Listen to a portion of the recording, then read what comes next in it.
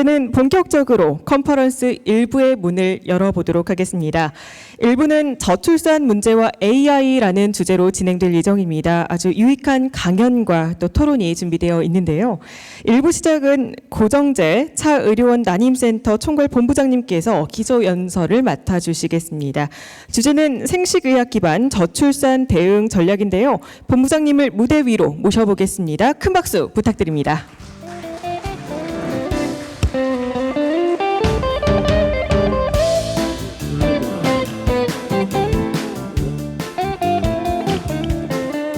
방금 소개받은 고정재입니다. 우리가 그 저출산 생식 이야기하면은 머리가 아프죠. 사실 정부에서도 많은 고민을 하고 저출산 문제에 많은 투자도 하고 있지만 아직까지 근본적인 해결이 되고 있지 않습니다. 제가 오늘 말씀드릴 내용은 생식의학 기반 저출산 대응 전략입니다. 제목은 굉장히 거창하지만은 그런 내용을 보면은 굉장히 심플하게, 그리고 또 오늘 이게 모이신 분들이 이 저출산하고 생식의학에 관계되는 그런 내용들 쉽게 좀 이해할 수 있도록 자료를 준비했습니다. 제가 이런 순서대로 발표를 드릴 내용입니다.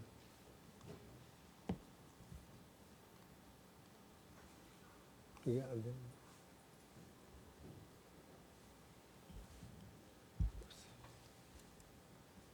이게 다음 페이지고요. 먼저 생식의학의 정의는 간단하게 이야기하면 남성과 여성의 난임을 갖다가 극복하기 위한 의학의 한 분야입니다. 특별히 그 인간의 생식과 관련된 생리학, 생학, 백리학을 다루는 의학의 한 분야로 정의될 수가 있고, 그 다음에 난임 진단 및 치료, 기타 생식 문제를 전문화한 의학 분야고, 특별히 생식의학에서 중요한 그 요소가 되는 보조 생식술, 주로 체수정이나 인공수정 같은 그런 기술을 이용해서 난임 부부를 치료하는 분야라고 정의할 수가 있겠습니다. 주요 영역으로는 난임 치료 분야 또는 보조 생식 기술, 호르몬 치료, 유전자 검사, 배아 모니터링 이러한 기술들이 영역으로 볼 수가 있겠습니다. 앞에서 주 위원장님께서 우리 저출산 현황에 잠깐 이야기 드렸지만 우리 도표를 보면은 70년도에 100만 명이 태어나던 아기가 24년도에는 24만 명으로 굉장히 급다운하고 있는 걸 보여주고 있습니다. 그 중에서 난임 출생아 수가 23년도에 2만 한 6천 명 정도, 전체 11% 정도의 퍼센트를 보여주고 있습니다. 그 다음에 우리가 저출산이라는 그 기준이 2019년도부터 총 인구가 정점으로 감소를 시작하는데 84년도부터 저출산 현상이 지속되고 있습니다. 학기 출산율이 2.1명 이하는 저출산이고 학기 출산율이 1.3명 이하는 초저출산으로 정의를 하고 있습니다. 그래서 2002년도부터는 굉장히 우리나라가 초저출산 형태로 가고 있다는 것을 보여주고 있습니다. 그러면 저출산의 그 원인이 무엇인가 보면은 초혼 연령이 그 여성은 평균 31.5세, 남성은 33.8세 이렇게 굉장히 그 결혼 연령이 초혼 연령이 늘어가고 있고, 그 다음에 혼인 건수가 24년도 기준으로 22만 건으로 굉장히 감소 추세가 있습니다. 그러나 또 하나는 사회적 여러 가지 문제, 경제적 부담, 주거 문제, 육아 지원 부족, 일가정 양립 어려움, 여러 가지 이런 우리가 언론에서 많이 보고 또 듣고 주변에서도 많이 듣는 얘기입니다. 그래서 이런 저출산이 사회 경제적 영향에 미치는 영향은 굉장히 전체적으로 노동력 부족이라든가 세수 감소 뭐 여러 가지 이야기가 있겠죠. 마찬가지로 또한 저출산과 대비해서 고령화 사회에 진입하는 인구도 20% 이상 증가되는, 거기에 대한 다른 복지 비용도 증가되고 있고, 그 다음에 소비시장 감축도 초래되는 굉장히 사회적, 경제적 영향이 큰 현상을 보여주고 있습니다. 그런데 이러한 저출산에서 난임 환자 시술이 증가되는 배경을 보면은 아까 앞에 이야기한 초산 연령이 전체적으로 24년도에 보면 평균 33.7세입니다. 그리고 또는 고령 산모가 35세에서 39세가 계속 2004년도부터 2024년도에 비교해서 굉장히 증가되는 것을 보여주고 있기 때문에 난임 환자는 증가될 수밖에 없다. 이렇게 볼 수가 있겠습니다. 난임 시술 환자 추이를 보면은 우리가 2018년도에 보면은 2022년도에 비해서 굉장히 적다가 지금 증가되는 추세고, 실제로 남성 난임 환자는 14.3%, 2018년도에 비해서 여성 난임 환자는 17.5%가 증가되는 것을 보여주고 있습니다. 난임에 대한 진료비 증가도 2018년도에 비해서 환자 수, 진료비, 1인당 진료비가 전체적으로 증가되고 있는 것을 보여줌으로써 난임 환자가 굉장히 인크리즈하고 있다, 이런 것을 알 수가 있겠습니다. 그런데 우리가 현재 지금 생체기학 기반 난임 치료에서 미해결 과제가 아직도 있습니다. 특별히 고령 난임 환자가 전체 47%, 37세 이상 환자의 47%를 차지하고 있기 때문에 이것이 난임의 낮은 임신율 또 높은 유산율을 보여주고 있고, 그 다음에 난소 관련 난제가 굉장히 우리가 R&D, 앞으로 난소에 관련된 R&D를 집중적으로 투자해서 이 가입력 기간을 늘려주는 것이 필요하다. 그래서 최시정 시술시 임신 성공률을 높여줄 필요가 있다는 것이 하나의 대두가 되겠고, 그 다음에 또 노령 난임 환자 때문에 난자의 염색 이상 또는 수정률 감소, 임신율, 유산율이 각각 이렇게 증가되기 때문에 이게 고령 여성에 대한 특별 관리가 필요하다. 그 다음에 남성 난임으로서는 물론 환경적, 사회적 영향도 있겠지만은 무증자증 환자가 증가하고 있다는 것이 보고되고 있습니다. 그래서 생체기학의 어떤 난임 부부를 치료하기 위한 보조 생식수를 우리 연대를 한번 보면은 실제적으로 1965년도부터 인간의 시험관하기 재수정을 시도했지만은 78년도에 처음에 영국의 보놀 클리닉에서 RG 에드워드하고 스텝토가 루이스 브라운을 78년도에 출생을 했습니다. 세계 최초죠. 이러한 성과로 에드워드는 노벨 의학상을 받게 되었습니다.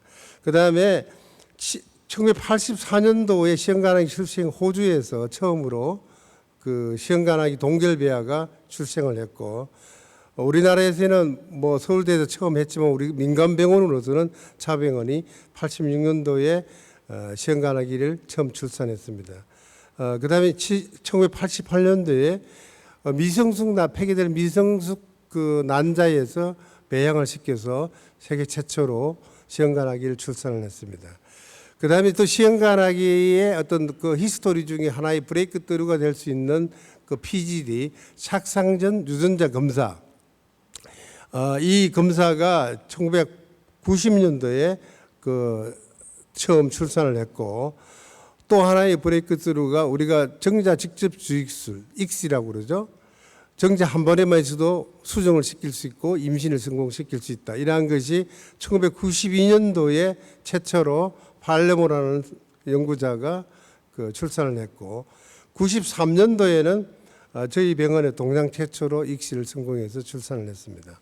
그리고 84년도에 PGD도 성공했고, 그 다음에 또 하나의 또 이벤트가 될 수 있는 게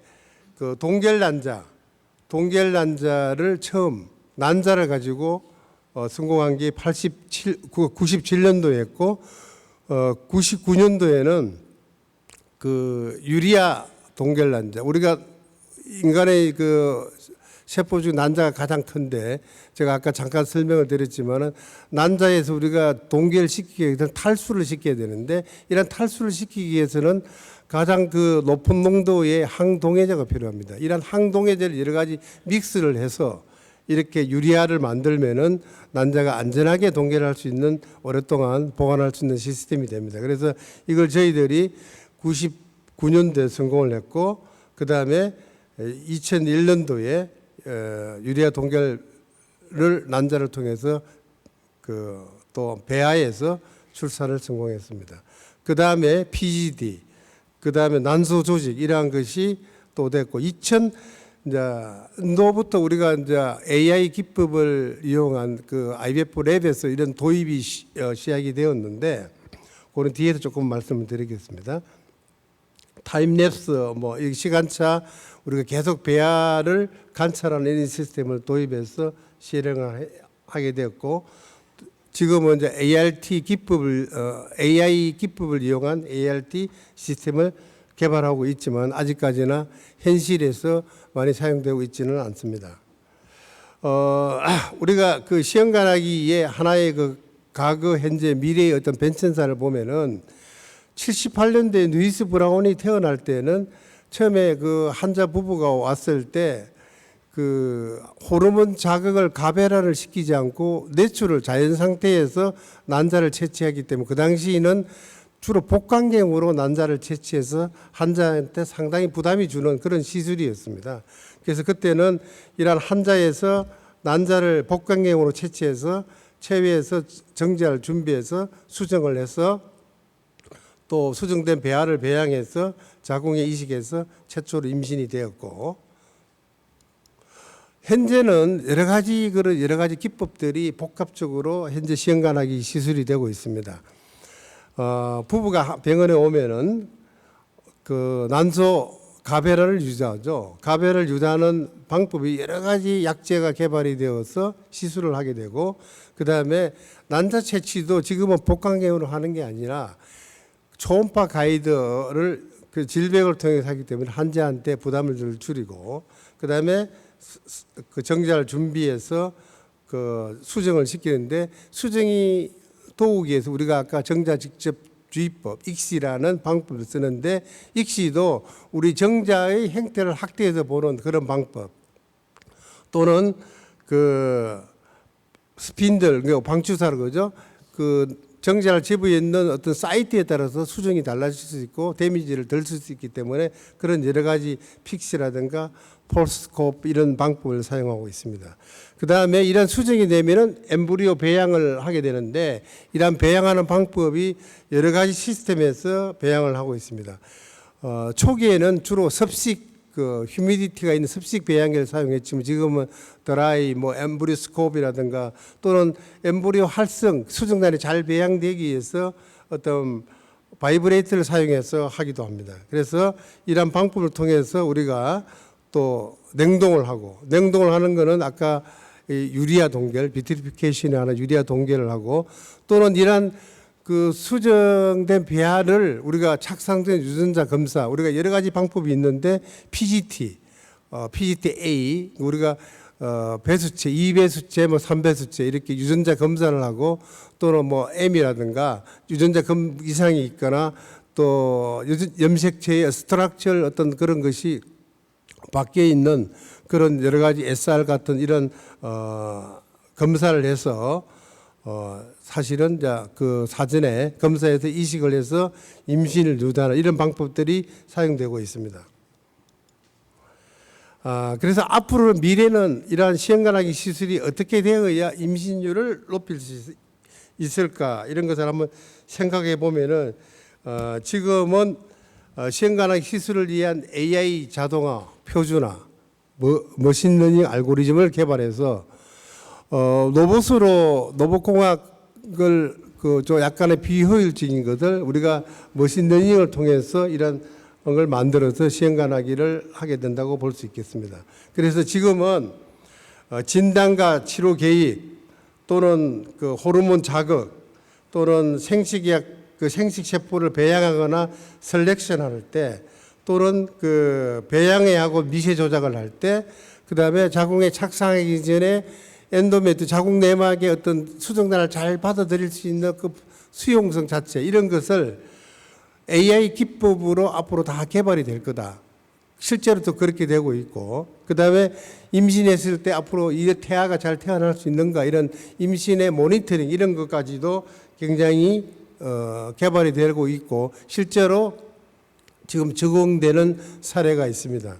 물론 지금까지 현재로 하고 있는 이러한 랩 베이스는 우리가 웹 사이언스라 그러고 이 AI 기법을 활용한 사이언스는 우리가 드라이 사이언스라고 할 수 있겠습니다. 그래서 웹하고 드라이 사이언스가 이렇게 커뮤니케이션 돼서 통합이 될 때 사실은 데이터가 검증이 되고 확실한 성과를 낼 수 있다고 볼 수 있겠습니다. 자, 그러면 실제적으로 우리가 그 AI 로봇 활용한 익시를 한번 보도록 하겠습니다.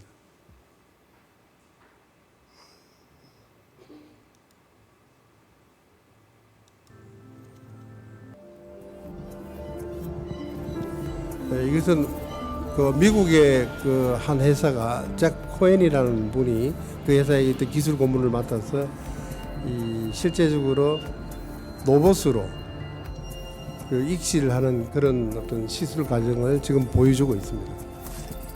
그래서 이러한 것들이 앞으로 IVF 랩에 시행관하기 시술 랩에 이런 것이 도입되지 않을까.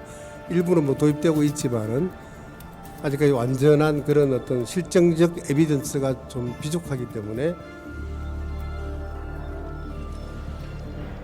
그래서 정자를 저렇게 잡을 때 레이저로 꼬리를 딱 치면은 스톱이 되게 돼 있죠. 그래서 운동성을 없애서 피펫으로 정자를 삽입해서 난자에다가 직접 찔러서 수정을 시키는 그런 과정이 되겠습니다.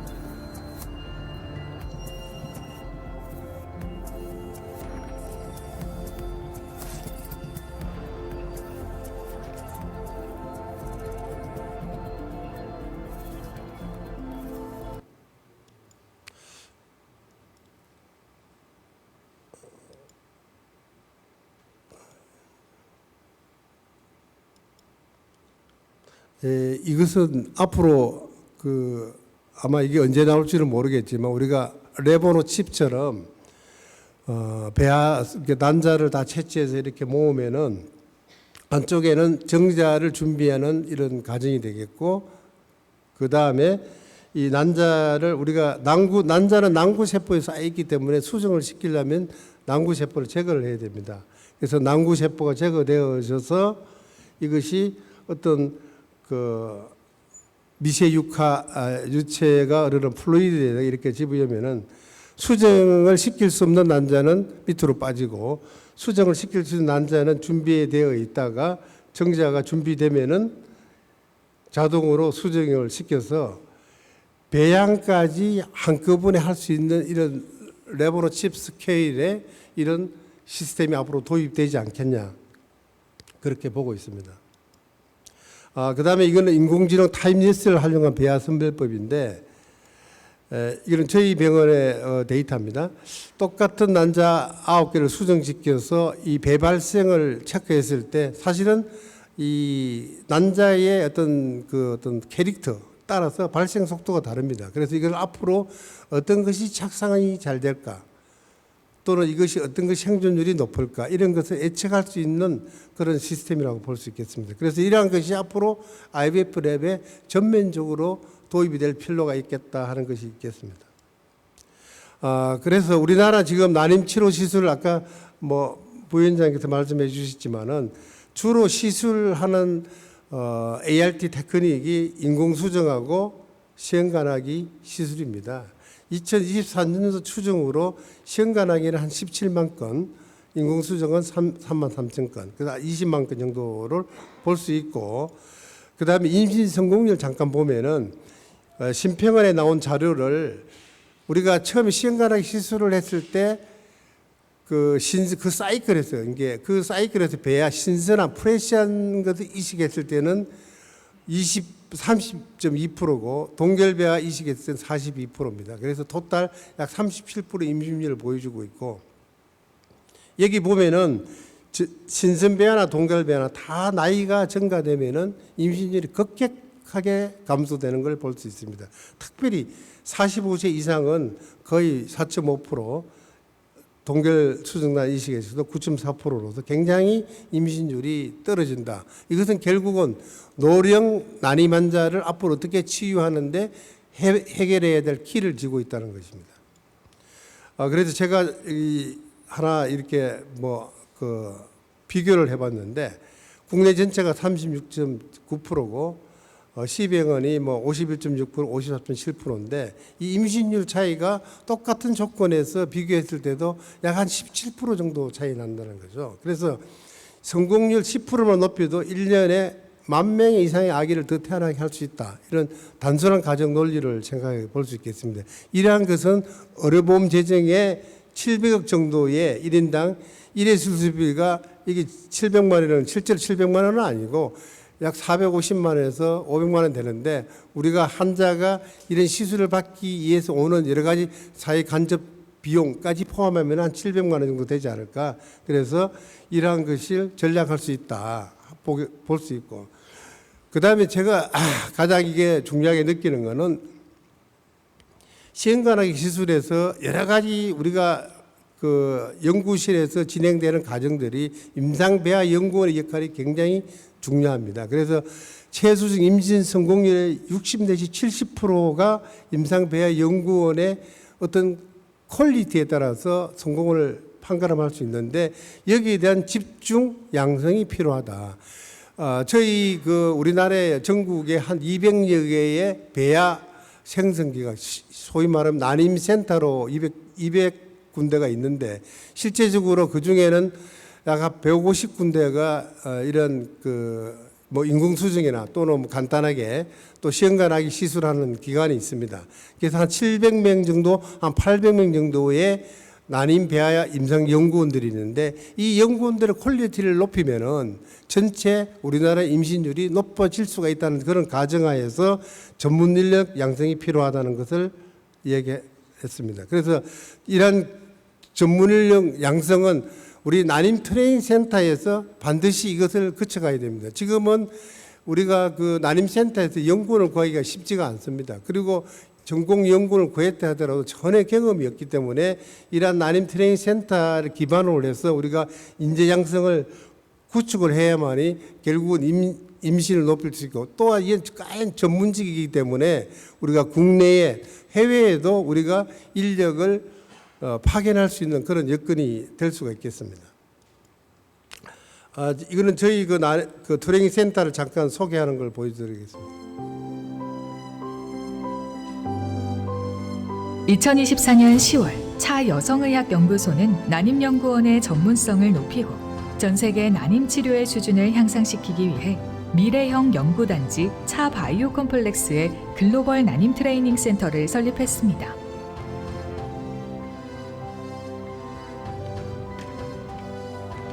차병원의 40년 난임 연구 노하우를 공유하는 글로벌 난임 트레이닝 센터 오픈식에는 대한민국의 장관급 인사들이 참석해 난임 치료의 새로운 도약의 순간을 함께 축하했습니다.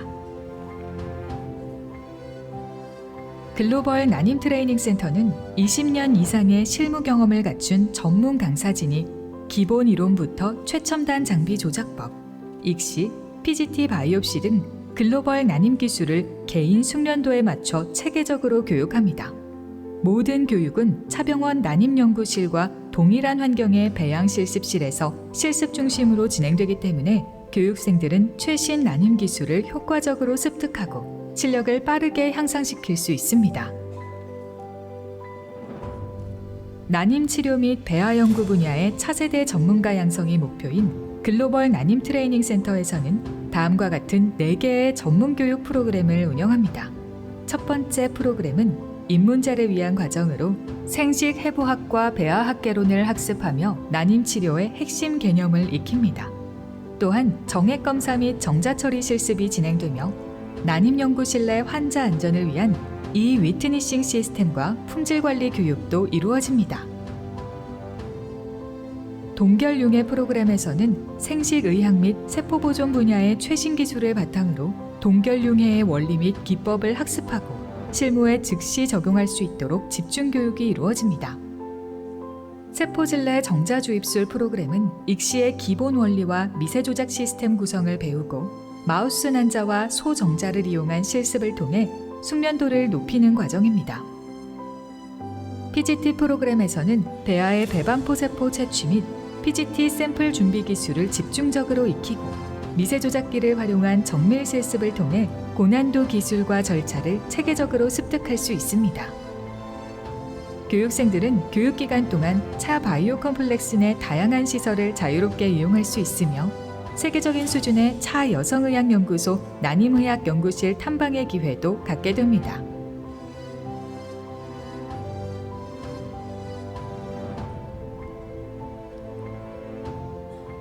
최고의 난임연구원을 향한 꿈, 글로벌 난임 트레이닝 센터가 든든한 조력자가 되어줄 것입니다. 그다음에 제가 이거는 뭐 늘 주장하는 논리인데요. 이 국가 전략 기술로서 난임 생식의학 난임 치료가 지정이 되어야 된다고 생각합니다. 왜 그러냐면은 원래 2023년도에 국가에서 국가 전략 기술 육성법이라는 법을 제정해서 9월 달에 시행을 했습니다. 국가 전략 기술이라는 게 무엇이냐?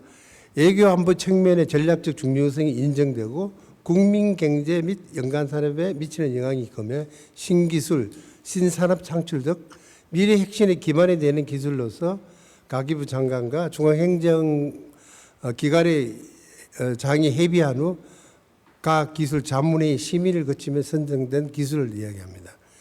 저출생만큼 외교안보 중요한 게 없습니다. 그리고 저출생만큼 사회 전반에 미치는 산업에 미치는 영향이 큰 아이템이 없습니다. 그래서 이러한 저출산 극복을 위해서 생식의학이 그 해결의 키를 주고 있다. 그래서 저는 이러한 그 국가 전략 기술에 반드시 지정이 되어야 된다고 생각을 하고 있습니다. 실제로 국가 전략 기술 육성법에 따라서 우리나라가 12분야를 3가지 카테고리로 나눠서 정의를 하고 있습니다. 선도 분야는 예를 들어 반도체 디스플레이, 2차 전지, 차세대 통신 이런 거는 이미 우리나라가 기술을 많이 보유하면서 계속 확장을 해 나갈 수 있다는 거고, 추격 경쟁 분야는 인공지능, 첨단 바이오 분야를 통해서 우리가 앞으로 선진국과 다른 데 따라가야 되고 경쟁할 분야고, 미래 도전 분야는 양자라든가 수소, 에너지, 우주, 항공, 해양 이런 분야에 우리가 앞으로 미래에 투자를 해야 된다. 이렇게 3개의 카테고리를 정해놓고 그중에 첨단 바이오 분야 중에는 4가지 아이템, 전체 12가지 기술, 전략 기술 중에 50가지 아이템이 있는데, 첨단 바이오 분야는 합성생물학, 유전자 세포 치료, 감염병 백신, 디지털 헬스케어 데이터 분석 등이 있습니다. 그래서 저는 이 분야의 생식의학 난임 치료 기술이 반드시 지정이 되어서 이것을 국가에서 총체적으로 지원을 할 필요가 있다. 그래서 난임 치료의 기술의 필요성은 이 난임 치료를 하는 그 과정에서 여러 가지 그 분야가 날 수가 있죠. 발생공학, 유전학 또는 뭐 첨단 재생의료 이런 첨단 기술이 들어갈 분야들이 굉장히 많이 있습니다. 그리고 실제적으로 난임 치료 기술을 전략 기술 육성해야 되는 이유는 출산율 증가에 직접적인 영향을 미칠 수 있고, 글로벌 경쟁, 우리가 이야기하는 그 K의료가 우리나라에서 해외 나가서 의료로서 선두 그룹을 할 수 있게 지금 난임밖에 저는 없다고 생각합니다. 이 난임센터를 글로벌 육성해서 산업적으로 육성을 하면은 세계 경쟁력을 갖춘 센터를 키울 수 있고, 그 다음에 이러한 그 난임 치료의 발전은 공공의료 비용이 절감되고 사회적 안정성에 기여할 수 있기 때문에 반드시 전략 기술로 연계되어야 한다고 생각합니다. 그래서 뭐 기대 허가는 여러 가지 말할 필요 없이 이렇게 돼야 되고, 우리가 사회적 변화와 혁신을 이끌어내기 위해서는 이런 생식의학 분야를 카테고리를 적게 보는 게 아니라 좀 확대를 해서 굉장히 키워서 저출산에 리드할 수 있는 그런 문제로 해야 되겠다 하는 생각입니다. 그 다음에 제가 아까 앞에서도 이 난임에서 가장 중요한 문제가 난소노화가, 고령 난임 환자가 47% 정도가 난소노화가 굉장히 문제가 되기 때문에 앞으로는 인구 전환 위기 대응을 위한 생식의학 연구는 난소노화 모델을 사용한 연구하고 그 생식 기능 회복을 위한 연구가 반드시 필요하다. 그래서 첫 번째로는 저출생 문제 극복을 위해서 우리가 난소노화 기전을 이해하고 거기에 맞는 치료제를 개발하는 거고, 그 다음에 정상적인 우리가 그 한자에서 부부에서 임신을 출산할 수도 있지만 여러 가지 그 정자를 만들지 못하거나 또는 자궁의 문제가 착상이 안 되거나 또는 난자가 없는 사람, 이런 사람들은 미래에는 우리가 인공 난자, 지금 동물에서는 줄기세포를 가지고 인공 난자도 만들고 정자도 만들고 있습니다. 그래서 이러한 것을 미래 생식학 연구 분야도 한 축을 가지고 연구를 해야 되고, 그 다음에 난소노화를 지연시켜서 가입력 기간을 증가시키면은 충분히 할 수 있다, 이렇게 볼 수가 있겠습니다. 그 다음에 IVF 이런 고도화 기술은 아까 제가 앞에서 말씀드리듯이 임신율 높이는 데 필수적으로 필요하고, 그 다음에 난소노화를 전신노화 모델 시스템을 활용하게 되면은 우리가 조기 부질에 따른 그 노인성 질환, 심혈관, 골다공증, 인지지하 이런 것을 개선할 수 있는 세포 치료제로도, 세포 치료제는 앞으로 굉장히 그 세포 주권하고 연관될 수 있는 그런 것이 될 수가 있고, 이러한 것은 치료용 특화 세포 파운드리를 구축해서 글로벌 세포주 허브를 구축할 수 있기 때문에 고령화 문제에도 직접적으로 해결할 수 있다. 이러한 것은 전체적으로 단순 기술로 되는 게 아니라 융복합 기술을 활용해서 할 수가 있겠습니다. 그래서 이러한 그 조금 실명을 뒤에서 조금 더 보충하면은 여성 난임의 50%는 난소노화에 기인하기 때문에 반드시 필요하고, 난소노화 지연을 통해서 가임 기간을 연장해서 출산을 회복할 수 있고, 시행간하기 시술 기술 혁신을 통해서 임신율을 높일 수 있고, 그 다음에 난소노화를 통한 연구는 여러 가지 노화에 따른 또 폐경에 따른 여러 질환들을 치료할 수 있는 그런 치료제를 개발할 수 있겠습니다. 그리고 그 인공지능을 활용한 시험관하기 연구실의 자동화 표준화를 통해서 임신율을 높여서 우리가 저출산에 대응을 해야 되고, 이렇게 하게 되면은 사회적 문제를 우리가 GDP 감소되는 거, 전체 인구가 감소되는 구조를 조금 개선시킬 수가 있겠고, 또 하나는 제가 이걸 한번 추측을 해봤는데 시험관하기 출생률이 17% 도달할 가능성이 있다.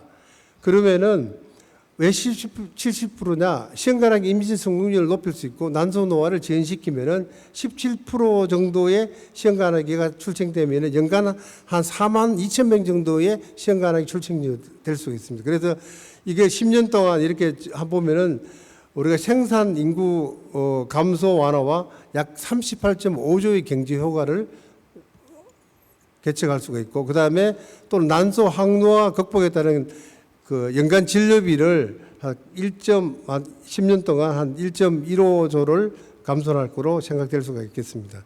그 다음에 그 임상연구 활성화를 기해서 여러 가지 플랫폼이라는 기술 치료제를 개발할 수 있는 그런 것도 개발할 수가 있고, 그 다음에 전문 인력 양성을 통해서 그 굉장히 글로벌 선도할 수 있는 여러 가지 분야를 나올 수가 있겠습니다. 그래서 마지막으로 요약을 드리면은 저출산은 국가 존폐 이익이고, 난임 환자는 계속적으로 증가하고, 우리가 생식의학 기반 저출산 대응 전략은 첨단 AI 보조 생식술을 통해 임신율을 고도할 필요가 있고, 난임 배아 전문 인력 교육을 통해 이러한 것은 국가에서 지원을 좀 해야 되지 않냐. 그리고 이러한 것은 보험 재정을 줄일 수 있기 때문에, 또는 생식의학 난임치료 분야를 국가 전략 기술을 반드시 지정할 필요가 있다. 난소노화 핵심 연구를 통한 저출산 및 고령화 극복 전략이 필요하다. 이렇게 결론을 드릴 수 있겠습니다. 감사합니다.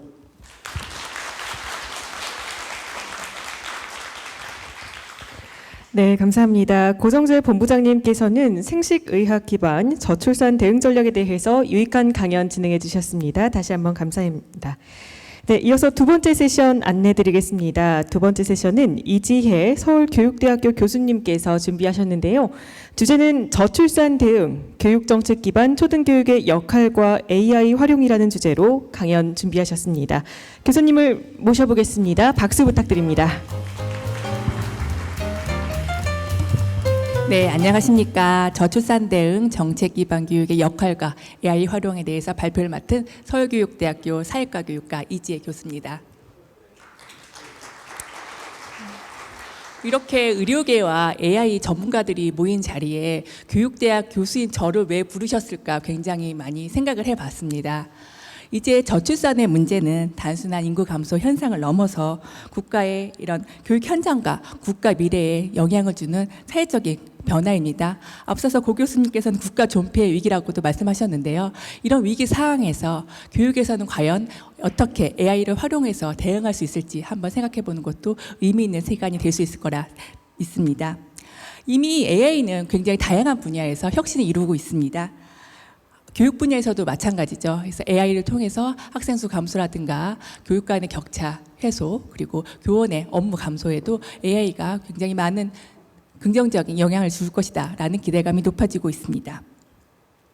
따라서 저는 저출산에 대비하는 이런 정책적인 방향과 또 이걸 활용한 AI 교육의 실제와 한계, 그리고 미래의 비전에 대해서 같이 이야기를 나눔으로써 저출산 시대에 이런 교육과 사회가 나아갈 방향에 대해서 같이 이야기를 나누고자 합니다. 굉장히 간단한 하지만 아마 여기서 약간 세대차가 날 것 같아요. 그래서 1980년대 학교 모습 한번 잠깐 보시겠습니다. 전남의 한 초등학교가 전학 오는 학생 가족에게 새 집을 무상 임대해 주기로 해 화제입니다. 출산율 저하로 신입생이 줄어들면서 폐교 위기에 몰렸기 때문인데요. 학생 수가 너무 많아 2부제 수업을 해야 했던 1980년대 모습은 어땠을까요? MBC 뉴스가 모아봤습니다.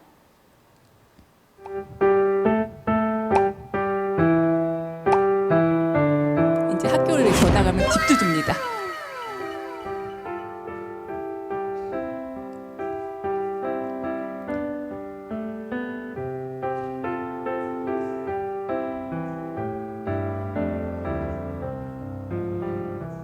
더 오게 된다면 2층으로 지금 두각을 올리고요. 면사무소에 있는 관사가 놀고 있어요. 그것을 리모델링해서 지원해 주겠다고.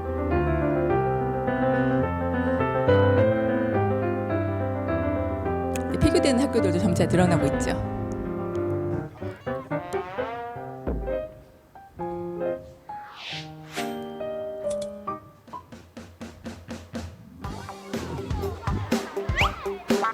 제가 학교 다녔던 시절의 모습입니다.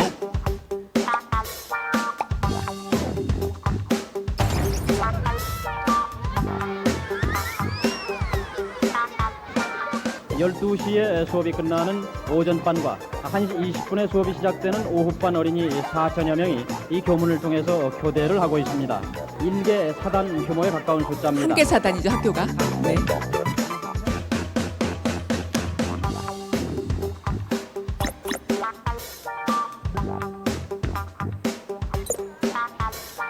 이때 되면 1부, 2부를 몰라서 막 오전에 와야 되는데 오후에 오는 학생들도 있고 막 그랬어요.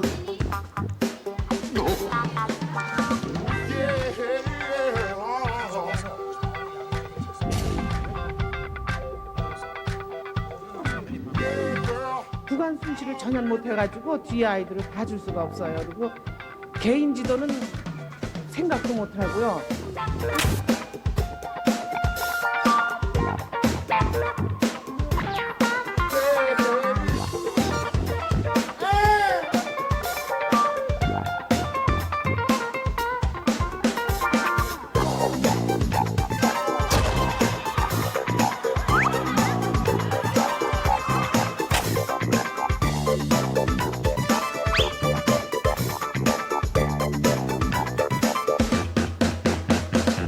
수도꼭 지수가 목말라 몰려드는 학생들보다 훨씬 적어서 작고 약한 아이는 키 크고 힘센 아이에게 떠밀리는 서름을 당하기도 합니다.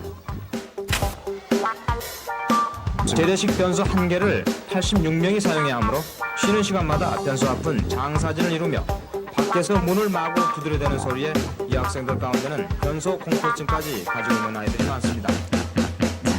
예전에 이랬던 학교 모습이 올해의 입학식 모습입니다. 한때 4,000명이 붐비던 초등학교에서는 이제 한 명만 쓸쓸하게 이제 입학식을 한 거죠. 그래서 교사의 고민은 20년 동안 내가 교직을 했지만 1대1 수업은 처음이다. 어떻게 해야 될까? 학부모님의 고민은 여기서 체육이나 교육 관계는 어떻게 할 것인가에 대해서 고민하고 계십니다. 그래서 전국에서 올해만 해도 나홀로 입학식이 열린 학교들이 굉장히 많고요.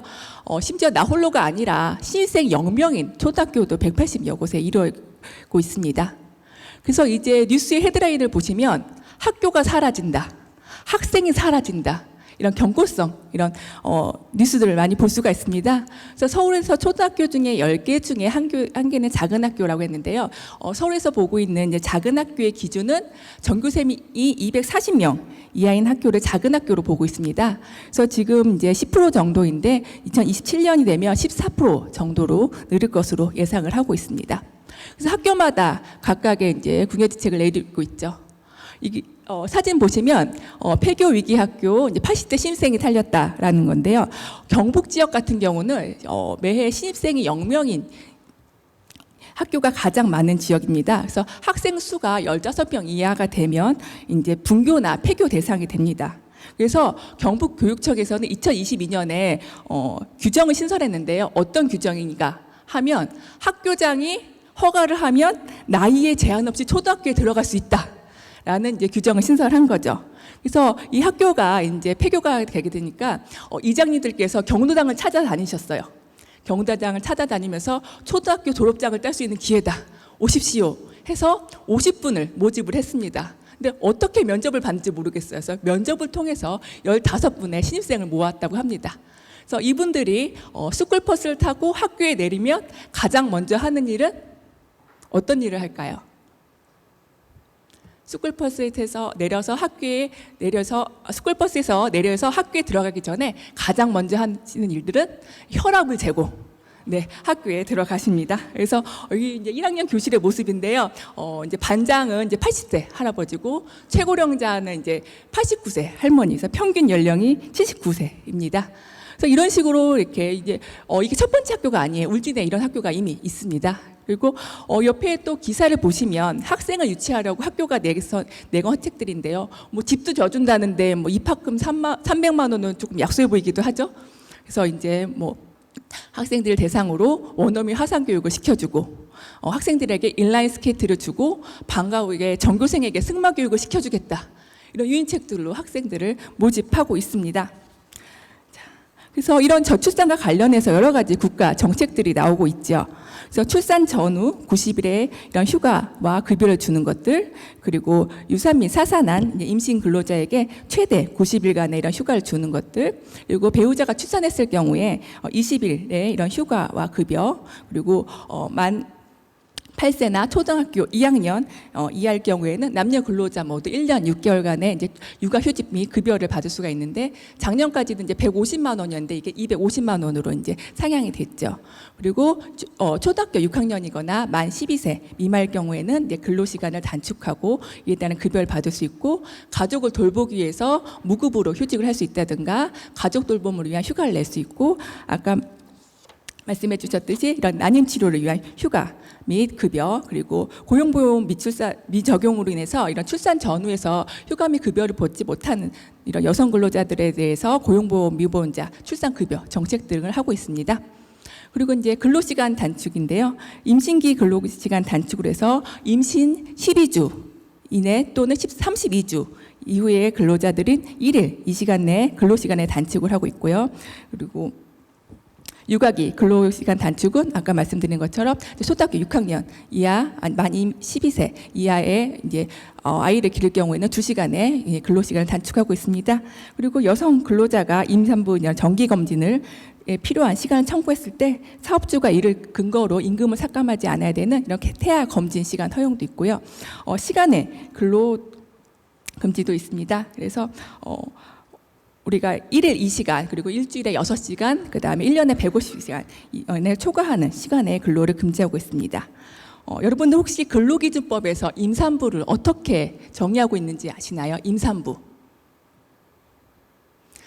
우리가 임산부 하면 임신 중인 상태를만 생각을 하고 있는데요. 여기서 이제 근로기준법에서 말하는 임산부는 임신 중이거나 산후 1년이 지나지 않은 여성으로 우리가 정의를 하고 있습니다. 그래서 이렇게 우리가 임신 중이거나 산후 1년이 지나지 않은 여성이 야간이라든가 휴일 시간에 근로를 제한하고 있고요.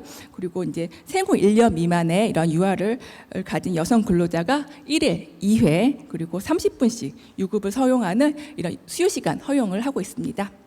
근무업종 배려도 있는데요. 우리가 도덕상이라든가 보건상 유해하거나 위험한 업종에서 이제 사업에 근무하지 않도록 보장하는 유해 위험 업종 근무 금지가 있고, 또 근로자가 원할 경우에는 쉬운 종류의 근로로 전환하는 이런 근로전환 등의 근무 업종 배려가 있습니다. 다음은 돌봄 지원인데요. 이것이 가장 교육과 이제 밀접한 관련이 있다고 봅니다. 그래서 영유아 보육료 지원은 어린이집을 다니는 이제 만 0세에서 5세의 아이들에게 이제 보육료를 지원해 주는데, 이제 만 0세 같은 경우는 54만 원 정도 지원을 해주고 있고, 그리고 유아 학비 지급은 이제 국공립 사립 유치원에 다니는 이제 어린이들에게 이렇게 보육료를 지급을 하고 있습니다. 그래서 저희 아이 같은 경우는 이제 영유아 어린이집을 다녔기 때문에 무상으로 이렇게 보육을 받을 수가 있었는데, 제가 아는 집에 강아지는 70만 원을 내고서는 이제 강아지 유치원을 다니고 있더라고요. 그래서 아이들 시대가 변하면 이런 것도 여기에 들어올 수 있을까라는 생각도 한번 해봤습니다. 다음 이제 부모 급여 지원, 급여 및 수당 지원인데요. 만 23개월 미만의 이제 영아를 이제 가정에서 보육할 경우에는 이제 월 100만 원씩을 지급을 하고 있습니다. 그리고 만 8세 미만의 모든 아동들에게는 1인당 10만 원의 이런 수당을 지급을 하고 있고요. 늘봄학교로 저희 학교 같은 경우 굉장히 떠들썩합니다. 늘봄학교가 무엇이냐면 초등학교의 돌봄과 방과 후 교육을 확대를 한 것입니다. 그래서 지금은 이제 1, 2학년을 대상으로 전폭적으로 신생이 되고 있는데요. 무료로 매일 2시간씩 맞춤형 프로그램을 이제 해주는 거예요. 그래서 학생들에게 사교육비도 절감을 하고 부모님도 이렇게 학생들이 좀 양질의 교육을 받을 수 있도록 해주자 하는 취지에서 들어왔습니다. 그리고 아이돌봄 서비스 같은 경우에는 이제 맞벌이 등으로 이제 양육에 공백이 생길 경우에 만 12세 이하의 아동이 있을 경우에는 이제 찾아가서 이제 돌봐주는 거죠. 그리고 연장형 보육료 지원 같은 경우는 이제 휴일이라든가 늦은 시간까지 어린이집을 이렇게 제공하는 보육 시스템입니다. 그래서 이러한 저출산 정책들이 초등학교에도 반영이 되고 있습니다. 그래서 최근 우리 사회의 변화 양상과 특징을 파악하고 이에 따라서 생활 모습을 탐색한다라는 주제로서 이렇게 사회 변화의 모습에 대해서 다루고 있습니다. 그래서 옛날과 오늘날의 학교의 모습도 보고, 또 우리 사회가 이제 사람 수가 변했다, 평균 수명이 증가했다, 사람들의 생각이 변했다, 과학기술이 발달했다, 다른 나라들과의 교류로 인해서 생활 모습이 달라진다라고 하면서 폐교라든가 노인복지관의 증가, 그다음에 이런 로봇과 관련된 생활, 그다음에 국제적인 교류, 이런 것들을 다루고 있습니다. 그래서 아주 구체적으로 저출산으로 달라진 생활 모습을 배우고 있습니다. 그래서 저출산을 교과서에서는 어떻게 정의를 하고 있냐면, 태어나는 아이의 수가 줄어들어 출산율이 감소하는 현상을 저출산이라고 합니다. 그래서 출산율은 어떻게 알 수 있나요? 봤더니 여성 한 명이 임신 가능한 기간에 낳을 것으로 예상하는 평균적인 아이의 수로 알 수 있습니다. 라고 출산율에 대해서 얘기를 해줍니다. 그래서 학생들이 태어나는 아이의 수의 변화 그래프를 읽어서 이렇게 줄어들고 있구나. 그럼 이렇게 줄어들었을 때 우리 생활은 어떻게 변할 수 있을까 봤을 때, 가족 구성의 수가 줄어들고 있어요. 학생의 수가 줄어들고 있어요. 또 출산을 도와주는 병원의 수가 줄어들고 있어요. 일할 수 있는 사람의 수가 줄어들고 있어요. 이렇게 예상을 합니다. 그리고 이거와 관련된 앞서 말씀드렸던 이런 정책들에 대해서도 배웁니다. 그래서 그러면 이런 저출산 문제를 어떻게 해결할 수 있는지 이런 방법을 알아보자라고 제시하면서 아이를 낳고 키우는데 필요한 돈과 물품을 제공합니다. 해서 이런 영유아 보육료 지원이라든가 안전하고 쾌적한 보육시설을 만들고 운영합니다. 해서 유치원이나 어린이집의 운영, 그리고 부모가 자녀를 키우기 위해 일정 시간 쉴 수 있는 제도를 운영합니다. 해서 육아휴직 제도를 제시를 하고요. 그럼 학생들이 이 중에서 내가 생각했을 때 저출산에 가장 도움이 되는 것이 무엇이라고 생각하는지 하나를 고르고 그거에 대해서 서로 친구들과 의견을 나눕니다. 자, 이거는 초등학교 몇 학년에서 배우게 될까요?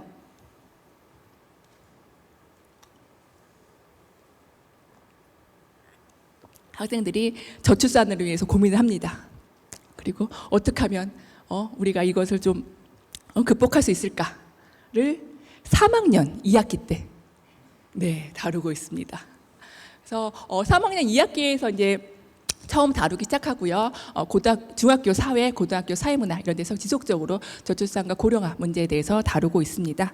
그래서 이렇게 저출산 정책에 대해서 저출산에 대해서 이런 정책과 교육적인 노력에도 불구하고 저출산에 따른 학생 수 감소는 이제 피할 수 없는 현실이 되었습니다. 취학 학생 수를 보게 되면 사실 2005년에는 62만 명이었는데 2017년에는 이제 48만 명, 그다음에 2024년도에는 36만 명으로 이제 급감하고 있습니다. 그래서 농어촌을 중심으로 이제 한 반에 5명인 학급들은 굉장히 많고요. 지금 서울에서도 한 반에 8명씩 있는 학교들도 많지는 않지만 이제 있습니다. 그래서 위에 사진, 옆에 사진을 보면 이제 6명이 함께 공부를 하고 있는데요. 이게 한 반이 아니라 3개 학교에 같은 학년 애들이 모인 거예요. 2명씩이 이제 한 반인 거죠. 그래서 이 학교 학생들이 모여가지고 이렇게 월에 2회에서 3회 정도 있는 공동으로 수업하고 그 다음에 이제 온라인에서도 이렇게 수업을 합니다. 그래서 이런 저출산으로 인한 학생 수 감소는 이제 이것을 위기로만 볼 것이냐? 우리가 관점의 전환이 필요한 것이죠. 그래서 학생 개개인에 맞는 이런 맞춤형 교육과 학생의 창의성, 흥미, 적성에 기반한 교육을 강화할 수 있는 기회가 될 수도 있습니다. 학생 수 감소로 인하여서 이런 교육 인프라를 재조정하고 또 교육의 환경과 이런 질적을 변화를 모색할 수 있는 기회가 될 수 있는 거죠. 예전에 그렇게 대규모 학생 전체를 했던 획일화된 교육에서 벗어나서 학생 한 명 한 명의 특성과 요구에 맞는 맞춤형 교육을 실현 가능하게 함으로써 학생 한 명 한 명을 미래 인재로 키울 수 있는 기회가 되고 이것을 바로 가능하게 하는 것이 AI 활용 교육이 아닌가 생각이 듭니다. 그래서 서울시 교육청에서는 이제 AI 기반 융합 혁신 미래교육 중장기 발전 계획을 수립해서 이것에 대해서 이제 실시를 하고 있습니다. 그래서 AI 기반에서 융합 역량을 기른 학교 교육 과정 해서 지금 이제 유치원서부터 이제 고등학교까지 AI에 대한 이해라든가 활용 교육을 하고 있고요. AI 핵심 교과 강화했는데요. 여기 계신 분들은 AI와 관련된 핵심 교과 하면 떠오르는 과목들이 학교에서는 네. 수학, 과학, 정보 이런 것도 조금 더 이제 강화하고 있습니다. 그리고 이제 AI를 기반으로 하는 진로 교육의 내실화라든가 그리고 AI를 통해서 교육 과정을 수립하고 그 다음에 수업을 하고 평가하고 분석하고 진단하는 이런 선순환 체계를 구축 그리고 이제 이런 AI 교육은 이제 학생들뿐만이 아니라 교직원, 학부모들이 같이 공동체로서 이렇게 움직여야 됩니다. 그래서 학생들이 이렇게 AI를 자유롭게 도전할 수 있는 이런 자기 주도적인 학습 환경의 구성 그리고 학생들을 지도할 수 있는 이런 교원들에게 각종의 연수 기회 그리고 학부모들에게 이해에 대한 이런 이해와 참여 기회 등을 제공하고 있습니다.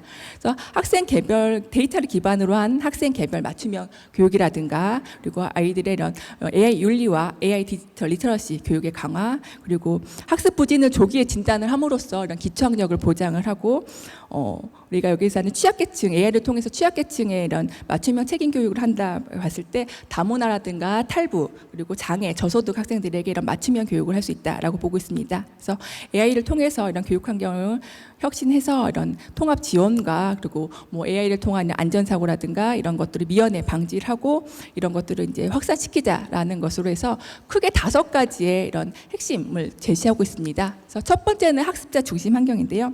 이제 AI를 활용해서 시공간과 언어의 제약을 이제 뛰어넘어서 실험이라든가 실습이라든가 탐구와 연구가 가능한 시대가 된 거죠. 그리고 취약계층에 대한 지원 환경인데요. 이런 신체라든가 환경이라든가 상황적인 한계를 뛰어넘을 수 있는 교육 환경의 구성입니다.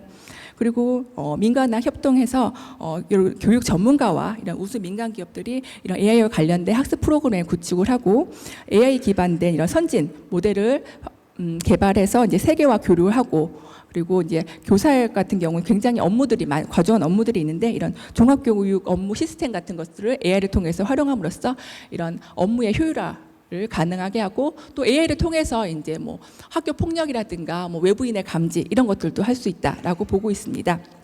그래서 AI 활용에 대한 수준형 맞춤형 교육입니다. 이제 AI 같은 경우는 데이터를 분석, 진단해서 학습자에게 최적화된 학습 방법과 학습 자료를 제공을 하고 있습니다. 그래서 학생들에게 수준형, 맞춤형 교육이 가능한 거죠. 그래서 학생들의 요구와 능력에 적응하면서 개인화된 학습 경험을 제공하는 것은 학생들의 이런 학습 성과를 극대화할 수 있는 기회가 되고 있습니다. 또한 이렇게 AI는 학생들의 학습 활동을 보조하는 수단으로 될 수가 있습니다. 예를 들어서 AI 기반의 이제 음성 인식 도구가 있으면 언어에 있어서 문제가 있는 학생들은 이런 도구를 도움으로써 효과적으로 의사소통을 할 수가 있고요. AI 기반한 이런 텍스트 인식 도구는 이런 난독적인 학생이라든가 읽기 어려운 학생들에게 이제 글쓰기를 도와주고 있는 것이죠. 그래서 지금 보여드린 거는 싱잉 AI라는 앱인데요. 이거는 이제 스마트 카메라를 이용해서 앞에 보이는 사람이라든가 사물이라든가 텍스트, 장면들을 인식을 해서 음성으로 설명을 해줍니다. 그래서 시각적인 문제가 있는 학생들이 이런 AI의 도움을 받아서 이런 학습에 참여를 할 수가 있는 것이지요. 그리고 또한 교사들에게도 학생들의 학습이라든가 행동 등을 분석해서 체계적인 데이터를 제공함으로써 학생 수준에 맞는 이런 맞춤형 교육을 제공할 수가 있습니다. 또 AI를 활용한 또 상황형 교육도 가능합니다. 우리가 불가피한 이유로 학교에 못 가는 경우들이 많이 있습니다.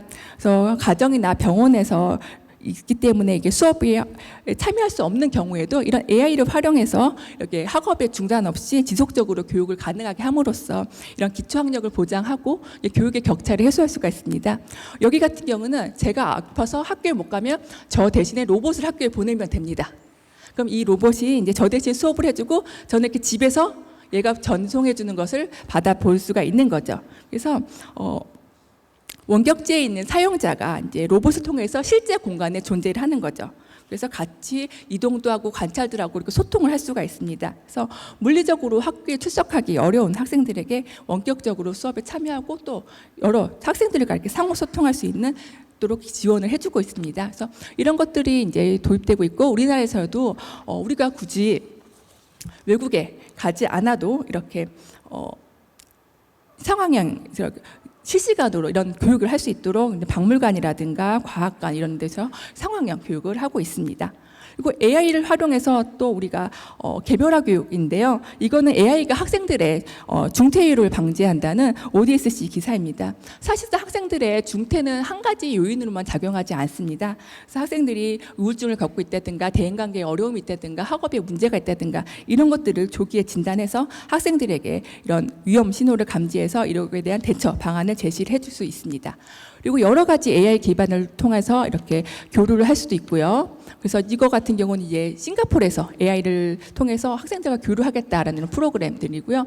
이제 학생들은 이제 아바타를 통해서 실시간으로 다양한 학생들과 이렇게 교류할 수 있는 이런 협력 프로젝트가 가능한 시대가 되었습니다. 또한 AI를 통한 정서 지원인데요. 얘가 이제 두근두근 첫두근하는 유일한 초등학교 입학생입니다. 얘가 두근두근 학교에 딱 들어갔는데 교실에 가면 얘는 누구랑 놀아야 될까요? 자, 그래서 같이 한번 짧은 동영상 보시겠습니다. 초등학교 6학년 교실. 인공지능을 주제로 한 수업이 한창입니다. 학생들은 스스로 탐구 질문을 만들어 AI 로봇과 대화하며 과제를 해결해 나갑니다. AI로 쓰레기 문제를 해결한 사례가 있다면 한 가지만 천천히 말해줘. AI를 활용하는 쓰레기 수거 드론이 있습니다. 네, 이렇게 감성 챗봇 같은 경우는 학생들의 표정이라든가 목소리, 행동 등의 이런 데이터를 분석을 해서 다양한 감정 상태를 실시간으로 이제 반응합니다. 그래서 반드시 이제 주의 깊은 검토가 필요하지만 적절하게 설계된 이런 AI를 통해서 학생들에게 안정감을 주고 이렇게 사회적인 존재감을 느끼게 할 수 있습니다. 그런데 이러한 AI를 통한 것들이 항상 긍정적인 측면만 있는 것들이 아니죠. 그래서 학생들이 AI가 이런 감정 선호 욕구에 정교하게 이런 맞춤형으로 반응해 주다 보니까 학생들이 과도하게 몰입하는 정서적 과몰입의 문제라든가 즉각적이고 완성적인 답변을 하다 보니까 더 이상의 문제를 해결력이라든가 비판적 사고력이라든가 의사결정력 등이 떨어지고 있습니다. 그래서 이런 것들에 대한 문제들 그리고 데이터를 대량으로 수집 분석하다 보니까 이런 개인 정보에 대한 보안 및 데이터 보안에 문제가 생기고 있습니다. 그래서 이런 것들에 대해서 해결 방안을 한번 생각해 봤습니다. 학생들에게 AI 윤리 교육이 필요한 것이죠. 그래서 AI를 단순히 도구로 활용하는 것이 아니라 이런 것들을 비판적으로 생각해서 적절하게 사용할 수 있는 이런 능력들이 필요합니다. 그리고 AI 관련 법제도 정비입니다. 물론 우리나라에서 AI 교육과 관련된 여러 가지 법과 이런 제도들이 정비 중에 있지만 이것들이 교육의 이런 기술의 이런 발전을 따라가고 있지 못합니다. 그리고 그런 국제적인 공조라든가 표준화가 이렇게 부족한 상황에서는 이런 국내의 이런 규제들이 너무 과잉이거나 아니면 무력화될 수 있는 위험이 있는 거죠. 그리고 이런 저출산 시대에서 AI 교육이 활발하게 이루어지려면 이런 AI 교육의 인프라 구성이 필요합니다. 그래서 양질의 이런 디지털 기기와 그다음 네트워크, 데이터 관리, 그리고 AI 플랫폼 등이 갖추어져야 됩니다. 그래서 이런 것들을 통해서 이런 AI 교육 인프라가 잘 구성된 학교와 그렇지 않은 학교에 이런 교육 격차가 일어나지 않도록 이런 교육의 평등성 보장을 위한 이런 AI 교육 인프라 구성이 필요합니다. 마지막으로는 범교육 협력 체계 구축입니다.